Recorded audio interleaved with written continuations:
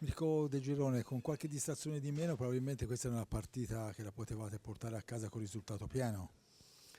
Sì, abbiamo fatto un paio di errori abbastanza importanti nel primo tempo, ma ci sta perché gli errori poi dopo vengono anche indotti da una squadra, dall'avversario che è contro.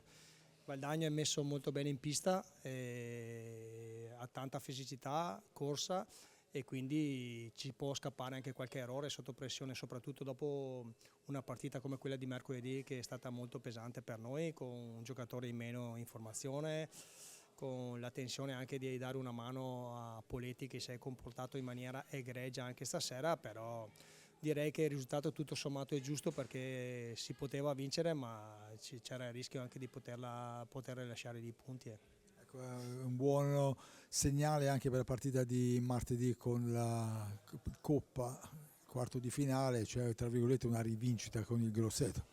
Ma quest'anno ogni partita ha una storia a sé perché comunque il campionato è equilibratissimo, la Coppa Italia lo sarà altrettanto. Ci sono forse una o barra due partite che puoi anche pensare di avere una gestione più facile, però tutto sommato tutto il resto è una battaglia e lo vediamo sabato per sabato, insomma, ecco. Grazie, in bocca al lupo.